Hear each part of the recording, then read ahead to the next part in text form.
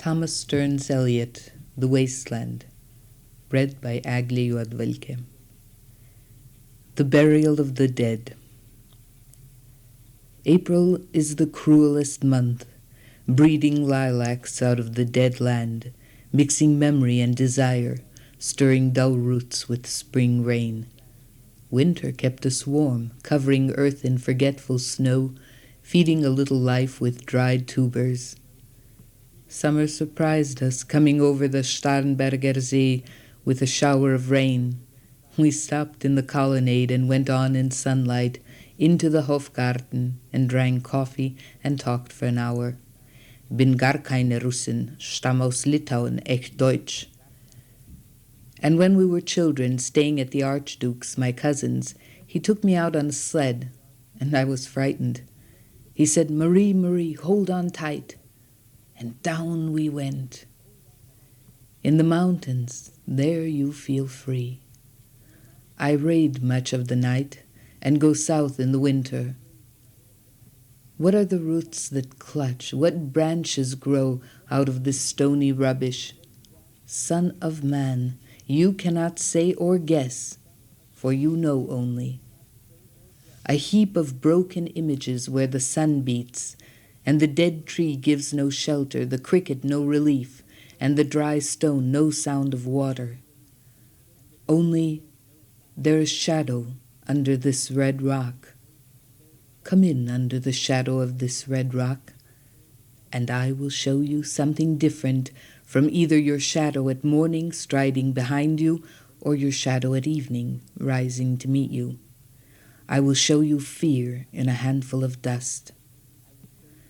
Frisch weht der Wind der Heimat zu, mein irisch Kind, wo weilest du? You gave me hyacinths first a year ago. They called me the hyacinth girl. Yet when we came back late from the hyacinth garden, your arms full and your hair wet, I could not speak and my eyes failed. I was neither living nor dead, and I knew nothing. Looking into the heart of light, the silence. Öd und leer das Meer. Madame Sosostris, famous clairvoyante, had a bad cold, nevertheless is known to be the wisest woman in Europe with a wicked pack of cards. Here, said she, is your card, the drowned Phoenician sailor. Those are pearls that where his eyes look. Here is Belladonna, the lady of the rocks, the lady of situations. Here is the man with 3 staves, and here the wheel, and here is the one-eyed merchant, and this card, which is blank, is something he carries on his back which I am forbidden to see. I do not find the hanged man, fear death by water. I see crowds of people walking around in a ring. Thank you. If you see dear Mrs. Equitone, tell her I bring the horoscope myself. One must be so careful these days. Unreal city. Under the brown fog of a winter dawn, a crowd flowed over London Bridge, so many I had not thought. Death had undone so many. Sighs, short and infrequent, were exhaled, and each man fixed his eyes before his feet, flowed up the hill and down King William Street to where St. Mary Woolnoth kept the hours with a dead sound on the final stroke of 9. There I saw one I knew and stopped him, crying, "Stetson, you were with me in the ships at Mille. That corpse you planted last year in your garden, has it begun to sprout? Will it bloom this year? Or has the sudden frost disturbed its bed? Oh, keep the dog far hence, that's friend to men, or with his nails he'll dig it up again. You, hypocrite, lecteur, mon semblable, mon frère." A game of chess. The chair she sat in, like a burnished throne, glowed on the marble, where the glass held up by standards wrought with fruited vines, from which a golden Cupidon peeped out, another hid his eyes behind his wing, doubled the flames of 7-branched candelabra reflecting light upon the table as the glitter of her jewels rose to meet it, from satin cases poured in rich profusion. In vials of ivory and colored glass, unstoppered, lurked her strange synthetic perfumes, unguent, powdered or liquid, troubled, confused, and drowned the senses in odors. Stirred by the air that freshened from the window, these ascended in fattening the prolonged candle flames, flung their smoke into the laquaria, stirring the pattern on the coffered ceiling. Huge seawood, fed with copper, burned green and orange, framed by the colored stone in which sad light a carved dolphin swam. Above the antique mantel was displayed, as though a window gave upon the sylvan scene, the change of Philomel, by the barbarous king so rudely forced. Yet there the nightingale filled all the desert with inviolable voice, and still she cried, and still the world pursues, jug jug to dirty ears. And other withered stumps of time were told upon the walls. Staring forms leaned out, leaning, hushing the room enclosed. Footsteps shuffled on the stair.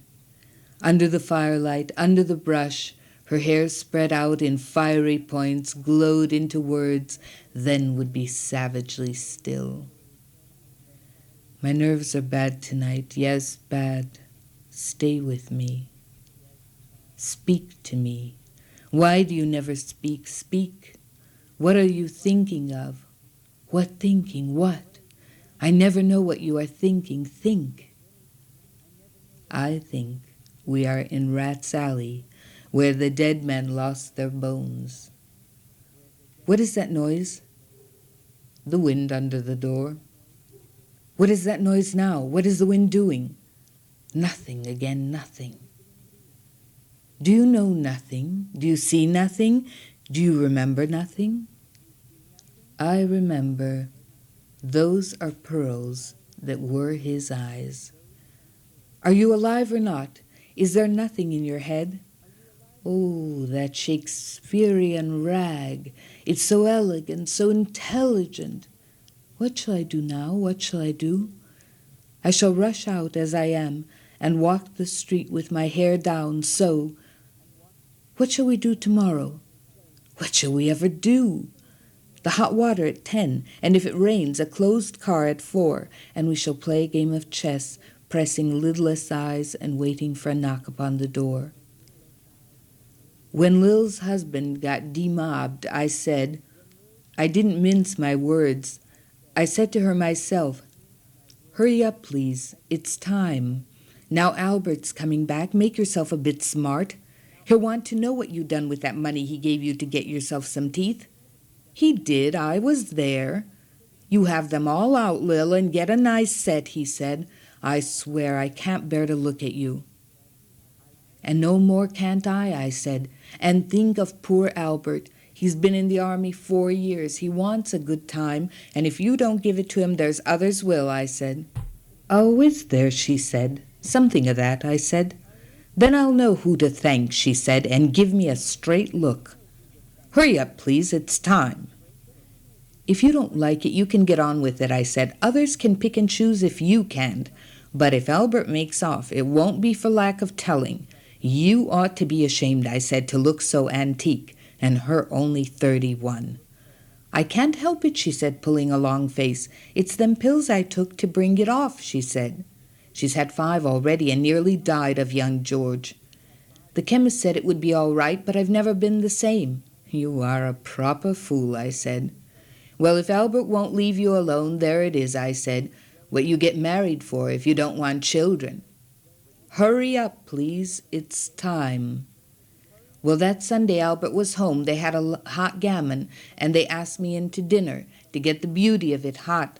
Hurry up, please, it's time. Hurry up, please, it's time. Good night, Bill. Good night, Lou. Good night, May. Good night. Ta-ta. Good night. Good night. Good night, ladies. Good night, sweet ladies. Good night. Good night. The Fire Sermon. The river's tent is broken. The last fingers of leaf clutch and sink into the wet bank. The wind crosses the brown land unheard. The nymphs are departed. Sweet Thames, run softly till I end my song. The river bears no empty bottles, sandwich paper, silk handkerchiefs, cardboard boxes, cigarette ends, or other testimony of summer nights. The nymphs are departed, and their friends, the loitering heirs of city directors, departed, have left no addresses. By the waters of Leman I sat down and wept. Sweet Thames, run softly till I end my song. Sweet Thames, run softly, for I speak not loud or long. But at my back in a cold blast I hear the rattle of the bones, and chuckle spread from ear to ear. A rat crept softly through the vegetation, dragging its slimy belly on the bank, while I was fishing in the dull canal on a winter evening, round behind the gas house, musing upon the king my brother's wreck, and on the king my father's death before him.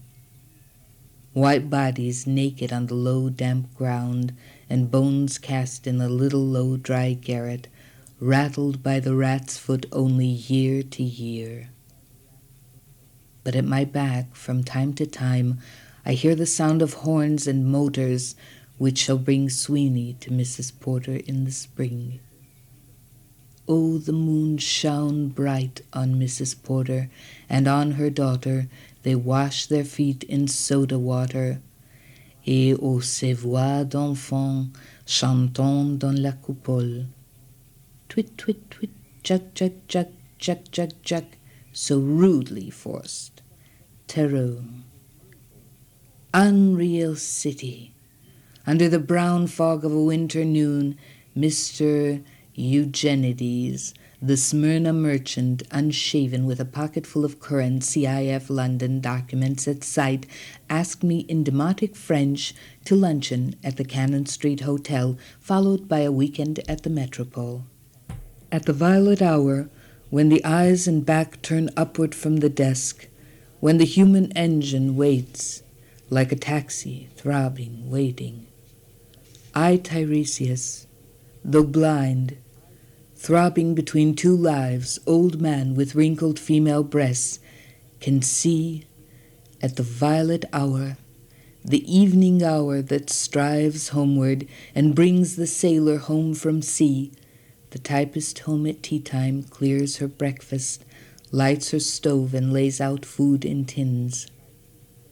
Out of the window perilously spread, her drying combinations touched by the sun's last rays, on the divan are piled, at night her bed, stockings, slippers, camisoles, and stays.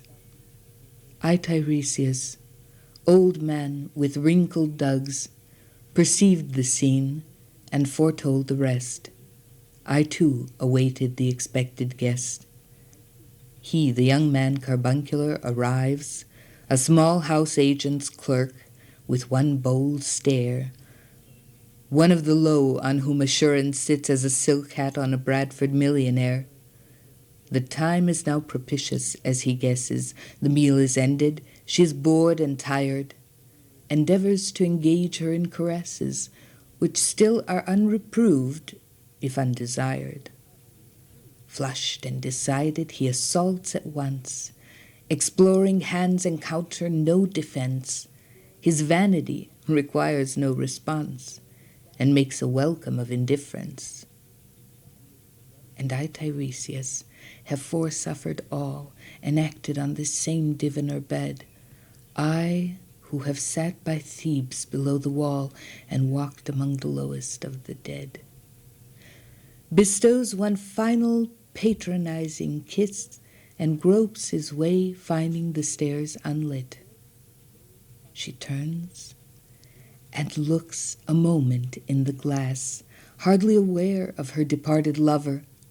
Her brain allows one half-formed thought to pass.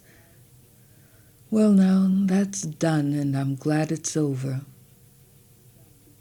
when lovely woman stoops to folly and paces about her room again alone.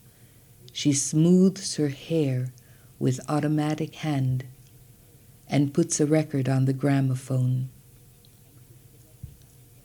This music crept by me upon the waters and along the Strand up Queen Victoria Street. Oh, city, city, I can sometimes hear, beside a public bar in Lower Thames Street, the pleasant whining of a mandolin and a clatter and a chatter from within, where fishmen lounge at noon, where the walls of Magnus Martyr hold inexplicable splendor of Ionian white and gold. The river sweats oil and tar, the barges drift with the turning tide. Red sails, wide to leeward, swing on the heavy spar. The barges wash drifting logs down Greenwich Reach, past the Isle of Dogs. Way-a-la-la-la, lay-a, wa-la-la-la, lay-a-la-la. Elizabeth and Leicester, beating oars, the stern was formed, a gilded shell, red and gold. The brisk swell rippled both shores, southwest wind carried downstream the peal of bells, white towers. Way-a-la-la, lay-a, wa-la-la, lay-a-la-la. Trams and dusty trees. Highbury bore me. Richmond and Kew undid me. By Richmond I raised my knees supine on the floor of a narrow canoe. My feet are at Moorgate and my heart under my feet. After the event he wept. He promised a new start. I made no comment. What should I resent? On Margate sands, I can connect nothing with nothing. The broken fingernails of dirty hands. My people, humble people who expect nothing. La la. To Carthage then I come, burning, burning, burning, burning. O Lord, thou pluckest me out, O Lord, thou pluckest. Burning. Death by water. Phlebas the Phoenician, a fortnight dead, forgot the cry of gulls and the deep sea swell and the profit and loss. A current under sea picked his bones in whispers. As he rose and fell, he passed the stages of his age and youth, entering the whirlpool. Gentile or Jew, O you who turn the wheel and look to windward, consider Phlebas, who was once handsome and tall as you. What the thunder said.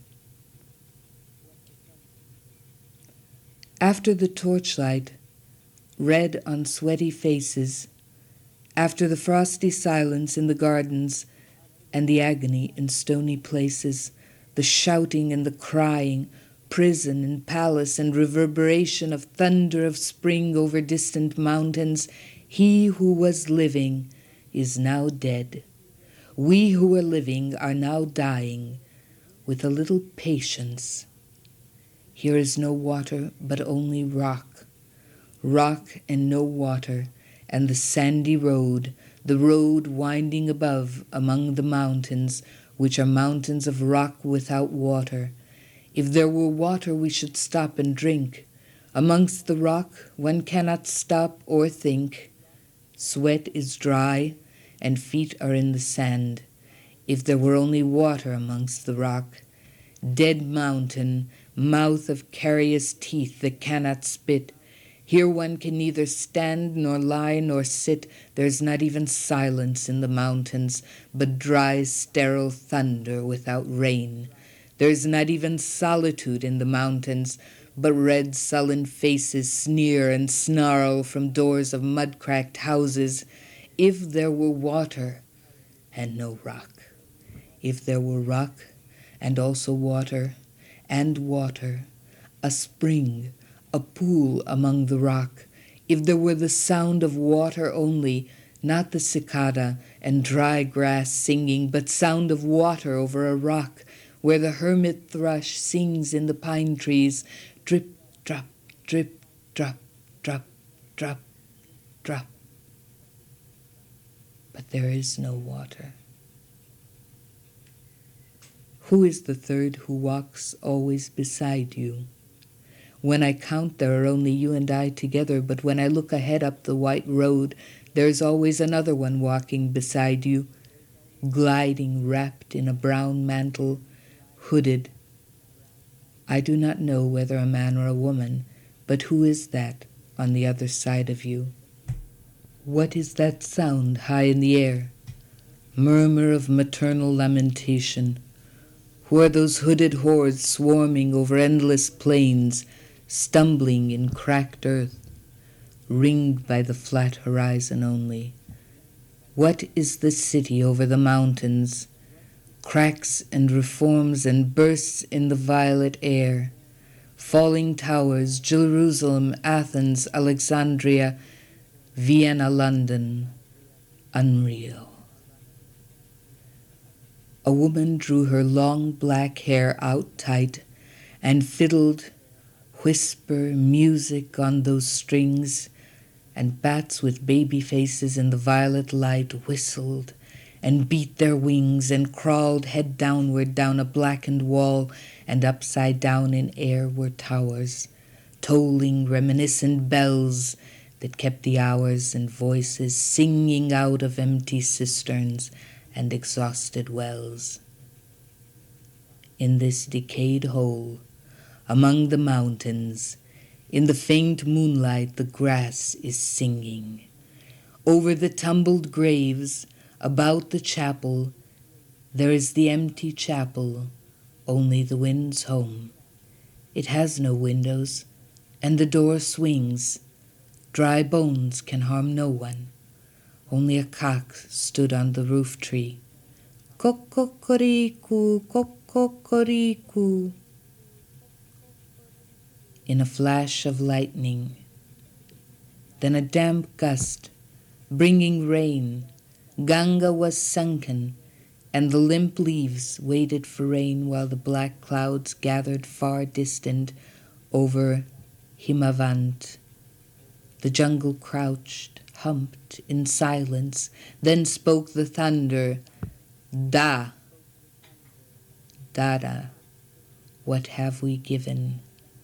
My friend, blood shaking my heart, the awful daring of a moment's surrender, which an age of prudence can never retract. By this, and this only, we have existed, which is not to be found in our obituaries, or in memories draped by the beneficent spider, or under seals broken by the lean solicitor in our empty rooms. Dayadvam. I have heard the key turn in the door once and turn once only. We think of the key, each in his prison, thinking of the key. Each confirms a prison. Only at nightfall, ethereal rumors revive for a moment, a broken Coriolanus. Damyata. The boat responded gaily to the hand expert with sail and oar. The sea was calm. Your heart would have responded gaily when invited, beating obedient to controlling hands. I sat upon the shore fishing, with the arid plain behind me. Shall I at least set my lands in order? London Bridge is falling down, falling down, falling down. Può s'ascose nel fuoco che gli affina. Quando fiam uti helidon, O swallow, swallow, le prince d'Aquitain à la tour abolie. These fragments I have shored against my ruins. Why then I'll fit you. Hieronymo's mad again. Dada, Dayadvam, Damyata, Shanti, Shanti, Shanti.